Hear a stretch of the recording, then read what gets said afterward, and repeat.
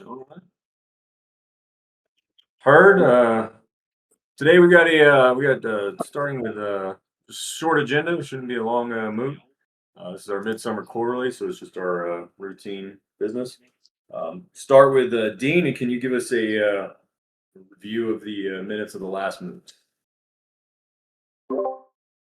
In the last move, we were going over governance bylaws, financial management. Under governance and bylaws, we talked about the articles of incorporation were separated from bylaws written using IRS complement language and no significant objections. Key bylaw amendments included removing the High Gothi as a regular voting member of the council while retaining the role as tie-breaking authority, requiring an odd number of jarls on the council to eliminate tie votes and necessitating a future special elections, moving to a 2-year council term to improve leadership continually and better align with reporting requirements.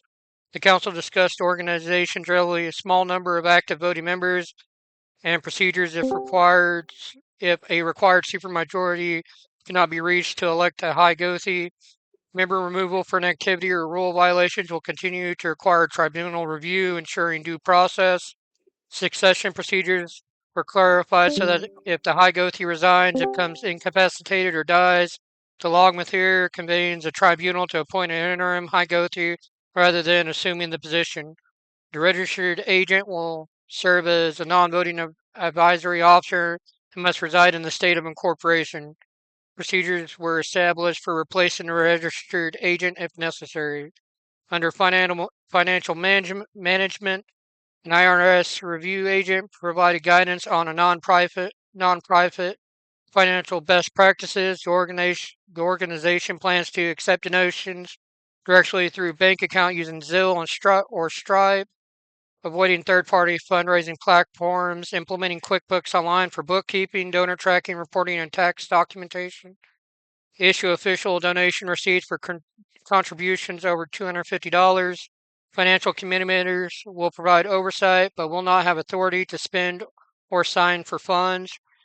Rebecca, an IRS enrolled agent, was proposed for a financial committee to provide accounting and audit expertise, and additional updates included plans to obtain free Google Workspace services after receiving 501c3 status and to circulate a budget and financial plan for the council approval. All right, thank you, sir. Today we'll have the Drossetti's going to give us a finance update report. I'll give a brief update on what the conclave's been doing to the council. I would like to have a short just update on conversation with the Jarls about our 501c3 status and plan forward, so we can kind of get that rolling ahead. And then a brief comment on we will need to update the articles of incorporation to include Paul. So just a brief comment on that. And then if there's any other business from the Jarls or Triggs at the end. So I'll pass this over to Drossetti. Zach, if you can give us our financial status report. Yeah, it's been going pretty well. I haven't heard of any snags. That's anybody that's had issues with the Stripe donations. It's brought our total to $606.77. We've had no money go out yet. There's been no bills paid. I will need to update the budget because we added an email. We added the Drossetti email, so that's going to reflect the cost a little bit. I've also got to update it for a 2-year instead of a 1-year, which was the last one we had. And then I would like to, I don't see now that I'm in Stripe, and if the council wants, we could have a closed moot so I could show you guys what I see in Stripe. But it pretty much eliminates the need for the QuickBooks in my mind. I don't see why we would need to pay the $60 a month for QuickBooks if Stripe already does it for us. It tracks everybody, issues receipts. and then just ties directly to the bank account. And I know that the Logmathere, and I need to add the Scafari, still have oversight of that. So if you guys want, we can do a closed Moot so I can show you that, just because I don't think we should advertise that bank account information to the world. So, but that's all I got. I think that's a good idea. You can schedule a closed mood for a few weeks from now, so that all the Jarls, so that the council can look at kind of the financial information. Because we kind of had pushed that maybe we needed some kind of like QuickBooks or something. Zach and me spoke about this, and he said that we really don't need that. But I would like all the Jarls to see what he's talking about. I'd like to see it myself, just to have that warm fuzzy that, yep, everything is being accounted for. So the only thing I would like to add, so you mentioned the budget. I'd like to, let's keep that at an annual budget. That way, every year the council will review that budget and see if it needs major corrections. And then, like you said, if we need to make minor updates, you can bring those to the council, either at these quarterly moots or intermittent as needed. I'll need I to would double. like. I'll need to double. I say I'll need to double check that, because I think the bylaws say that I have to put it for the term of the council. Okay. I believe. Yeah, and then let's double check. Yeah, let's double check that. Unless and then if any of the Earls have thoughts, but I think it would be, even though the council's at 2 years now, I think it's best if we at least have an annual budget. I think a 2-year budget's going to be hard to forecast effectively. We're just going to be. I agree. I just wanted to make sure we're doing it in the. Yeah. So if you find that reference, or I'll find it, my PDF viewers acting up. Maybe that's just something we need to update and make an amendment to that we missed.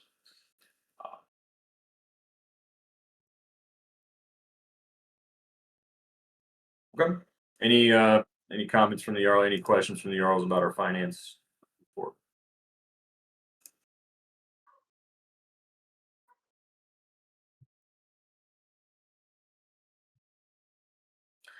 One thing I would like to put out there that I'd like to ask of the so right now we have on the Google Workspace, we pay about $8.60 a month for each account that we have. We have an account for the Hagothi, the Drosetti, the new one for the Drosetti, the Scafari, the Logmathere, and Public Affairs, so that she can that our Public Affairs Sonia can have access to things and push information out.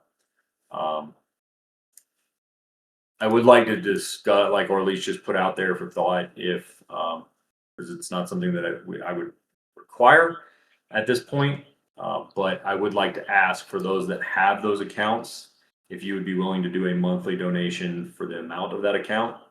That would help offset the cost of it. Right now, it's coming out of my pocket completely. And so we got to get that shifted. Zach's working to get the new account information on that so that it'll transfer over and start coming out of our budget. But I would like to just put that idea out there for those that are using those accounts. For any of the Jarls, if you would like an account, I would also ask that we can, if that's something you would like to have set up so that you have a formal organizational account. I would ask that you donate the amount for that account monthly, so that it's helping cover that expenditure. Once we get our 501c3 status, we can file for a Google Workspace 501 nonprofit, which allows us several hundreds, if not, I think, unlimited user accounts at no charge. So it's kind of a temporary tide us over, but something I like to put out. Okay, nothing heard for comments from the Jarls about the finance. Just a quick update about the conclaves. The Gothar just met before this meeting for our quarterly meeting. We are going to publish tomorrow a commentary from the conclave, addressing what we feel is the spiritual significance of the wear of a beard as a heathen. Something we've been working on for a while. We've tried to. I think we've drug our feet a little too long on it, but we've got it. I think to the point where it's effective. So just letting the council know that we will be publishing that at some point tomorrow, so that our members could use that to give to their chaplains. They can use it as part of their religious accommodation request. I know some of you have already submitted those. Lucas, I love your face. But I would ask that you just as soon as I get that out, go ahead and forward it straight to your chaplains. Get it to people, because it's not just for our individual accommodation, but hopefully it'll help give some education to commanders, to chaplains, about this matter. The reason it's taken us a while is we've tried to make the argument a spiritual one. We've tried to make it rooted in our faith. We tried not to pander to a military request or system. Although the escalation of for the religious accommodations is kind of what drove us to putting this out. So, yeah. Another thing is the conclave runs on a regular basis, or has been running an intro to modern heathenry class. Our intent going forward is for those to become fully self-paced. The few that we've ran that have where we were having regular class sessions have struggled, both in being able to provide Gothi to lead them, and actually students being able to attend. So for now, we're going to go forward. We're going to offer that class fully self-paced. We will our kind of try to sort it out so that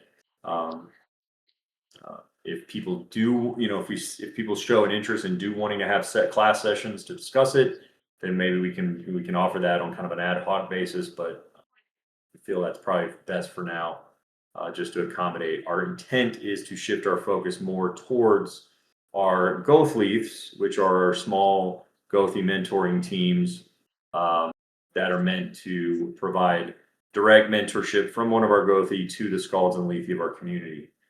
We feel that those have gotten a little left behind, a little bit ignored in recent months, and we want to invest more in that.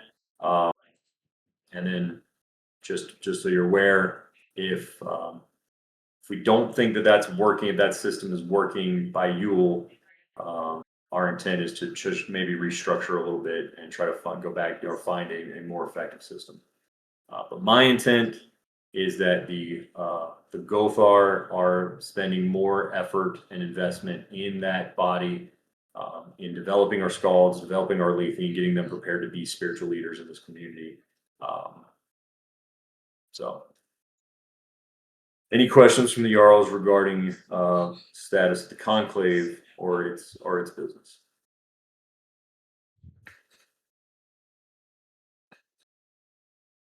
You're either just waving at me or you have a question. I don't know. I felt it was polite to raise my hand first and try to be recognized if we're following any kind of weird rules like that. Hey, do we have any additional information on the coalition of heathen organizations? Absolutely. So I haven't seen, since we spoke to the Troth about a month and a half ago. I have not had any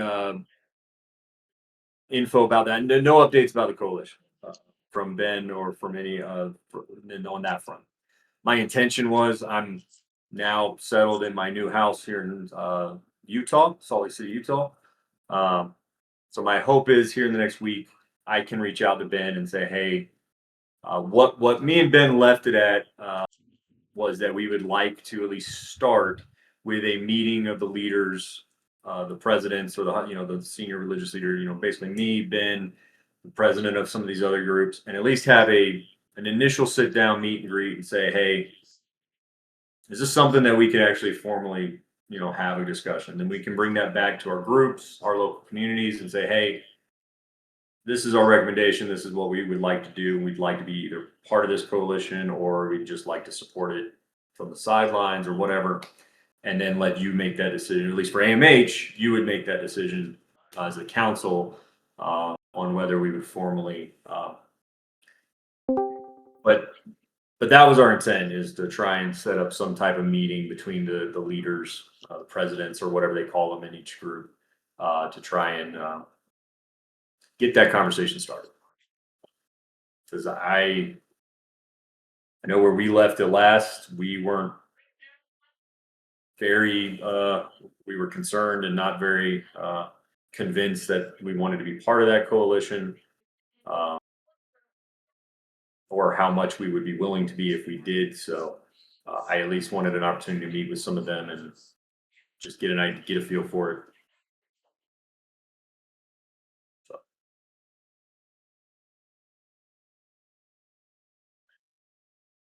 Okay. All right. We'd like to just kind of in the vein of our 501c3 status, where we were at last we spoke. We were kind of waiting to accrue some funds so that we would have some money ready to file. I think we've started doing that very effectively. So I'd like to kind of, I need to sit down with probably Roland. And in fact, I'd probably like to sit down with Roland and Rebecca, two individuals who have extensive knowledge about this filing process, so that I can just make sure that I know that I'm looking at. Roland, can you kind of give me what's our next step? Like, I know we got to file some papers with the IRS, but I know you've got some experience there. That is the next step, really. Now that we have the money, there really is nothing holding us back. We just got to do it, and it's not as big of a deal as it appears. I said before that for us as a community, it's a big deal just because of what it actually means to us. But they almost hand these things out. Once you mess it up, you can't get it back. But it's easy to get, and if you fail to pay or you fail to do the F990 or whatever, then you can never actually be president again without paying $2,000 in fines. I think it's about $2,000. You have to pick somebody else to get a new FEIN and everything. So, but we did have that list we had in that committee channel. I think I had it all actually lined out. Like, do this. Just follow that. I'll do a little bit of reading, just make sure that and then I'll probably reach out to you directly and just make sure that I'm like, hey, this is what I'm going to file. This is what I'm going to, like, once I feel like I know what I'm talking about. Yeah. Okay. And before we do it, I'll bounce it off Brad, the attorney, and just say this is where we're at. Yeah. If he's still willing to kind of do a little bit of side work for us, I appreciate it. Yeah. No, he's actually been asking about it because I've been. Okay. Yeah. So. Nice. Well, then that's kind of where we're at. I'll start doing some reading, go back through stuff Roland had posted. I know before I just kind of one step at a time. So like now we're at that step. So I'm going to make sure that I'm smart enough on it. From the Jarls, is there any objection or will you want any, I'll post some, of course I'll post it probably in our chat. Hey, I'm doing this. But is there any more formal of a conversation that you want to have before I formally file the 501c3 papers?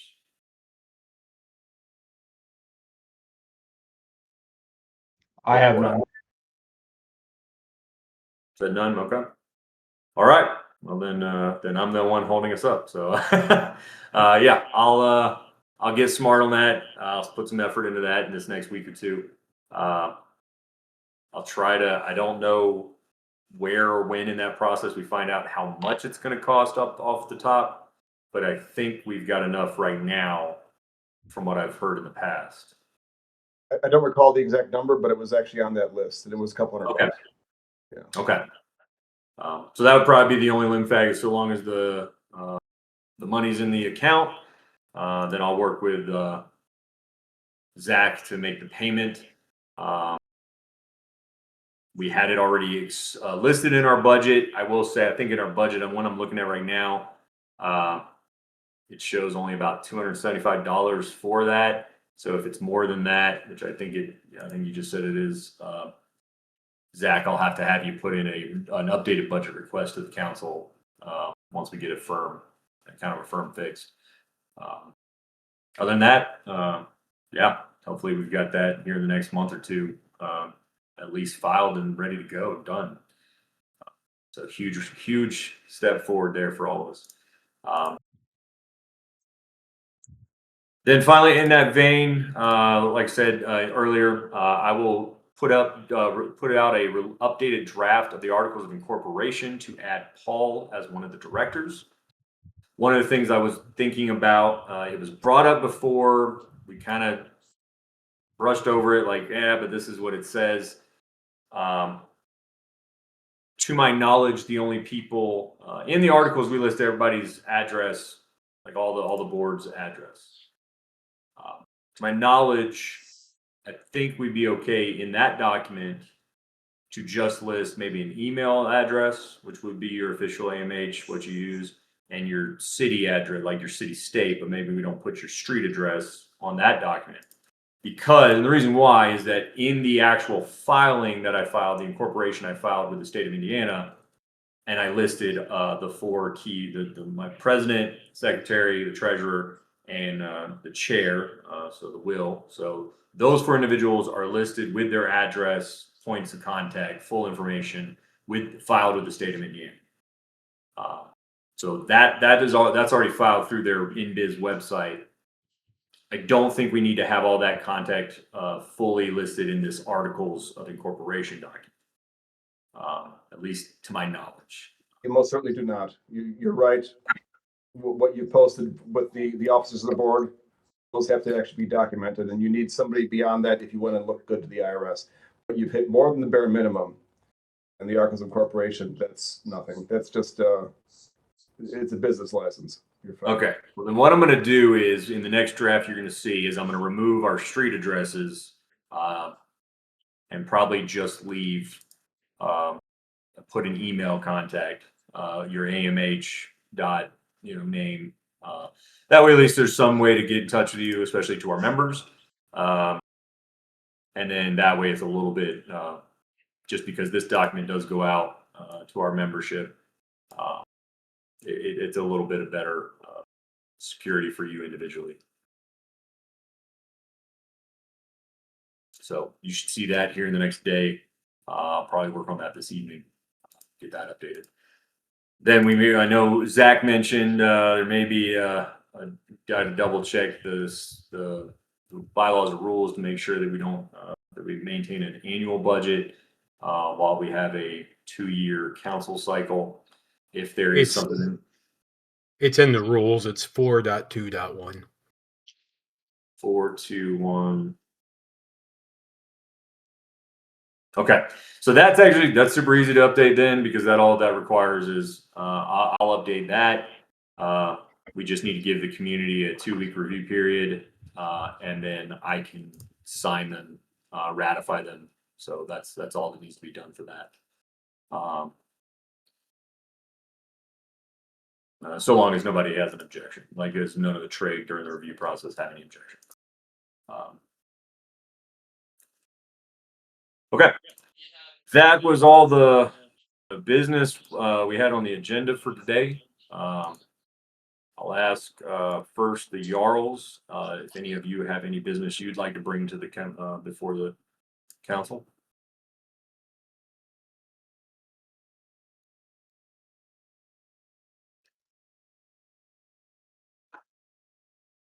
Nothing heard. Will, I'll ask, have you received any business from any of the trig that needs to be brought before the council? At this time, I have not received anything from the trig. However, There is one concern I'd like to bring up to the council. Yes, sir. Floor is yours. So it's, it's not really a secret that the election of Paul to Jarl took a little bit longer than normally intended. Generally, we take about 2 weeks of deliberation for votes among the trig. The reason this one took as long as it did is because we did not reach a number that could be considered a quorum until I believe it was Thursday. Thursday, we actually reached the point where more than half of the trig were accounted for, and save for those who had abstained, there was a unanimous vote of yes. Therefore, I would consider that a quorum. My concern is that where were the others in that vote, or at least accounting their vote?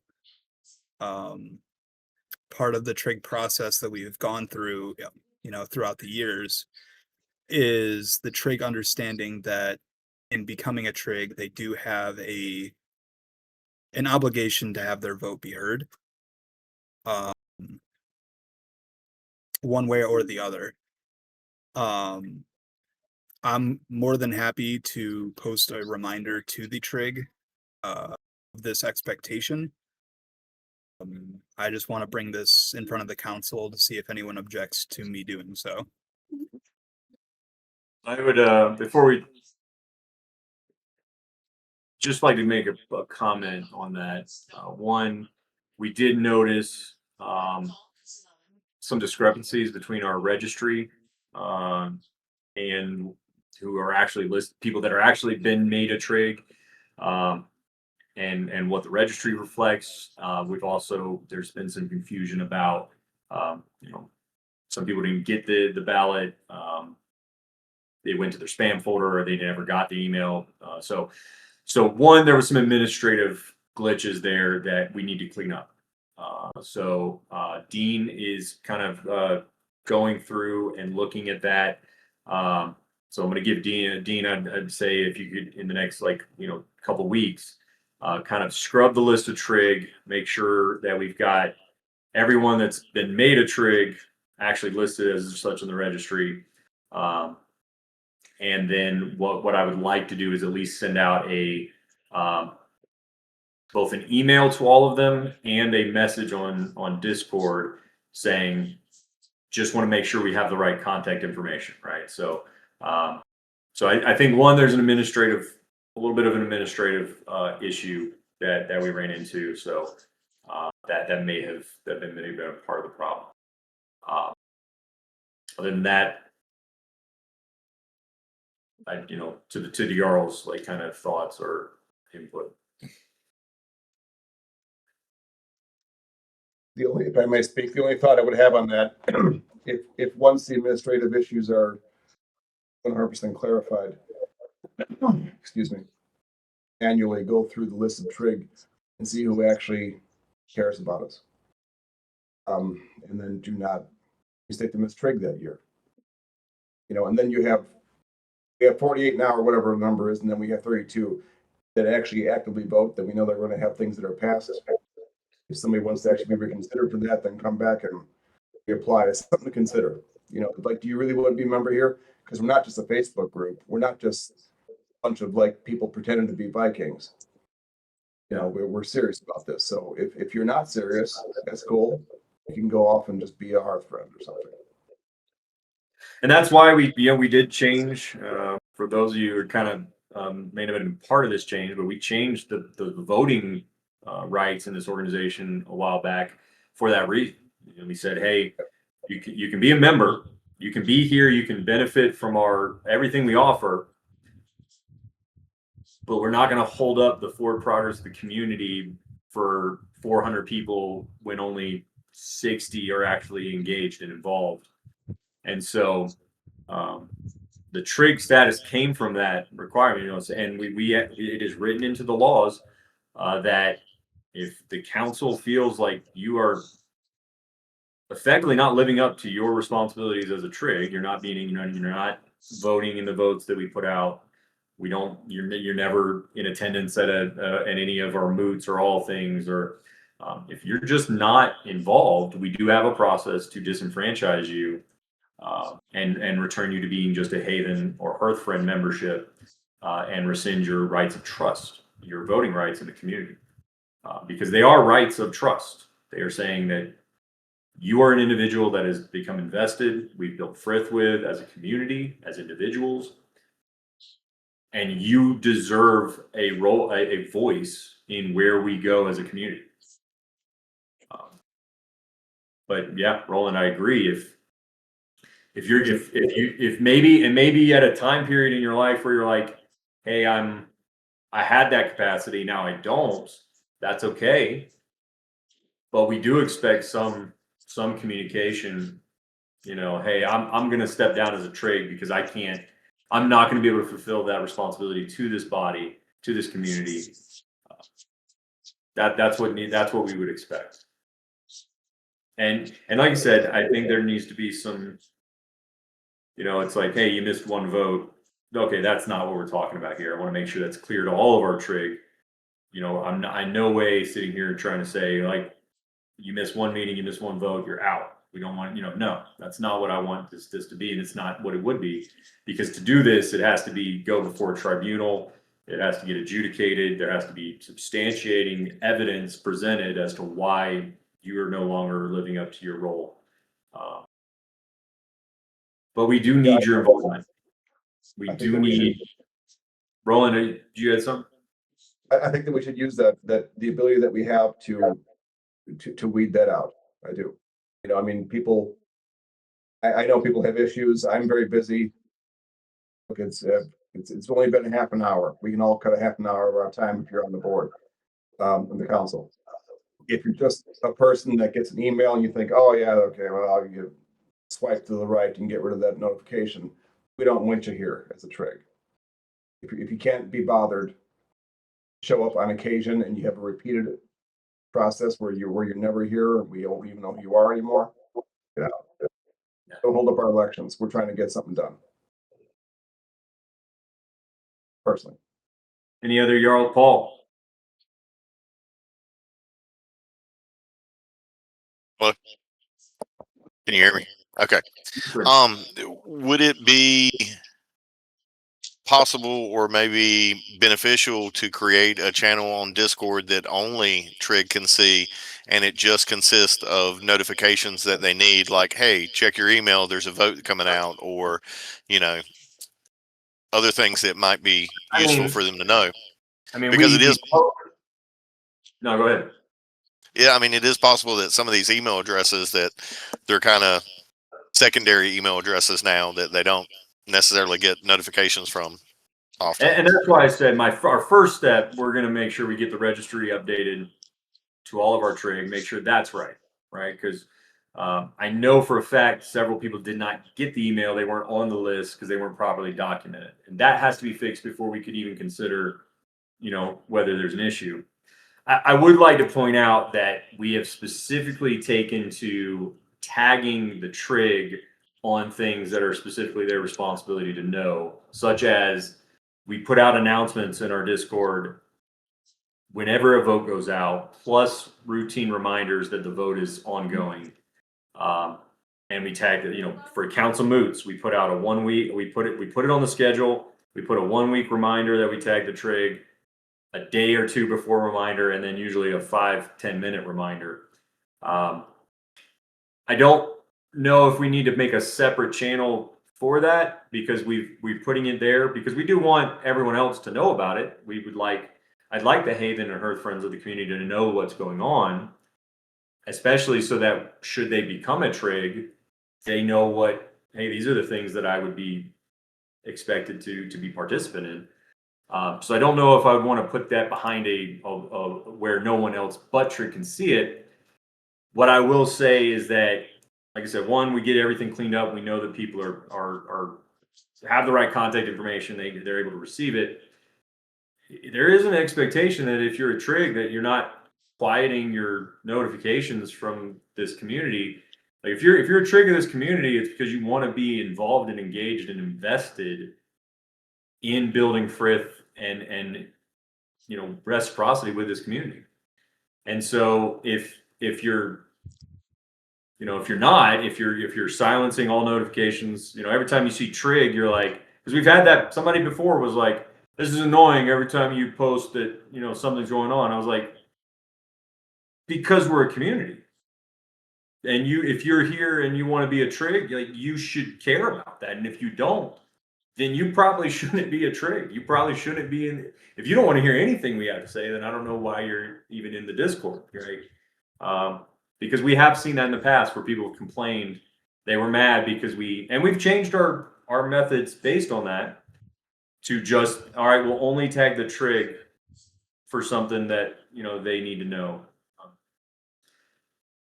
But I expect if you hold that position that you're going to care and you're going to be, oh, hey, something's got posted for trig. It's hey, the council Moot going to be meeting in Moot next week. Then I would say, like, maybe put that on your calendar. Like, it's a 5-second thing to do and say, hey, this is something that this is your opportunity to hear what's going on with your community, with your organization. And you even have the right as a trig to put, information in front of us. So I think there's a balance. One, we got to make sure that everybody's getting the information. We've got to do our due diligence as the leadership of this body, of this community, to make sure that they're getting the information. And then reciprocity demands that they have a responsibility then to invest in return. So it starts with us. That's how I look at that. It starts with the council. And I just had this conversation with the Gothi. It starts with us to build the spirituality of this community. It's the council is where it starts to build the administrative, right? So, yeah.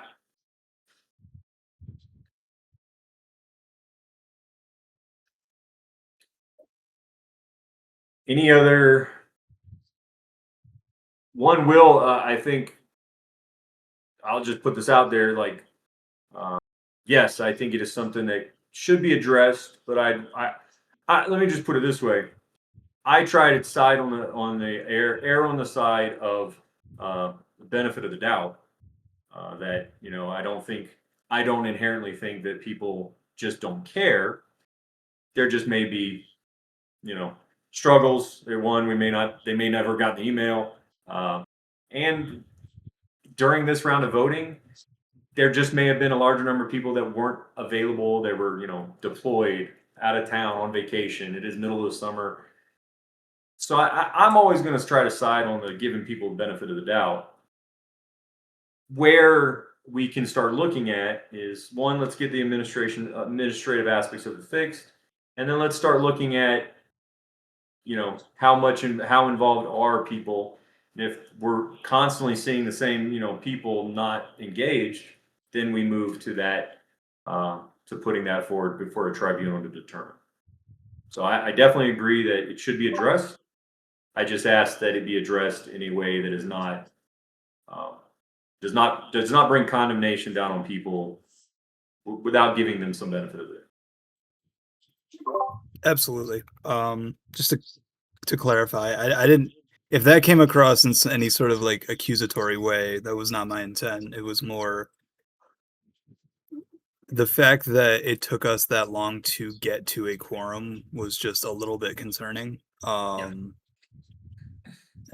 that specifically is kind of what I wanted to get to the bottom of. That's all. And it's possible there's a little bit of everything. Like I said, some people just didn't get access to it. Some people may have just not had time, and then there may be some people that have just fallen off and they're just not engaged anymore, and that's okay too. Like, and I would not look poorly on anyone that stood up and said, you know what, I just cannot uphold my rights of trust, and I would like to step down as a trig until I can, have the capacity for that again. I would have a great amount of respect for anyone that did that. We have taken a firm stance in AMH since our beginning that resignation from any role or position or anything in this organization is not a negative. And that includes being a trig, that includes being, on the council, anything. In fact, the only position that you can't just walk away from is being a Gothi because you're oath sworn. That has a very specific process. Everything else, the individual can just say, hey, I don't have time for this anymore, maybe later, and we'll be like, awesome. Thank you for helping. Thank you for what you've done. We'll find, let somebody else step in and fill up, right?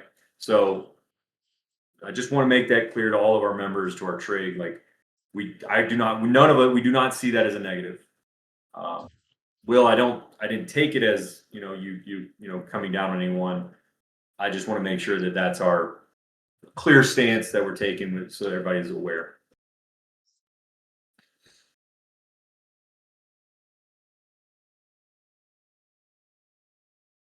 Was there any other, Will, did you have any other business from the community or for the trig that needed to be brought before the council?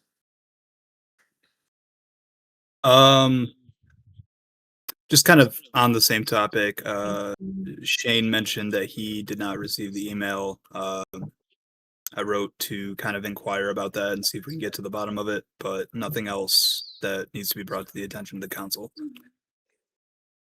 And we can draft up something like a message to send out, like, hey, if your information is going to change, especially trig, please make sure you get that to at least the Scrifari or the council, let us know so we can make sure the registry is up to date. So yeah. Okay, that was all the business. Nobody else had anything else. Will, I think we're ready to close her out. Okay. Somebody's got something else. No, Oh. just do we have a scheduled date for the closed moot before we close this out while we have everybody here? I mean, we can shoot for.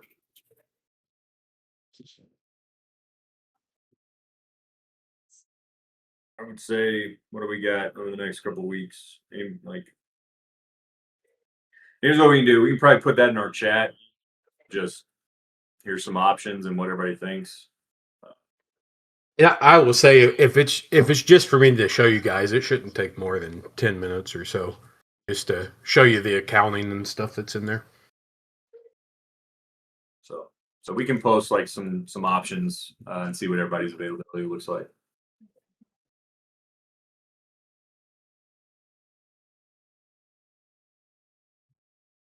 Okay. Okay. I definitely know how to do this. I call for a motion to close out the I moot. so motion to close this moot. Outstanding. Is there a second? I'm doing great. So seconded by Roland. So seconded. All right. Hey, we got 2 years on this of you guys.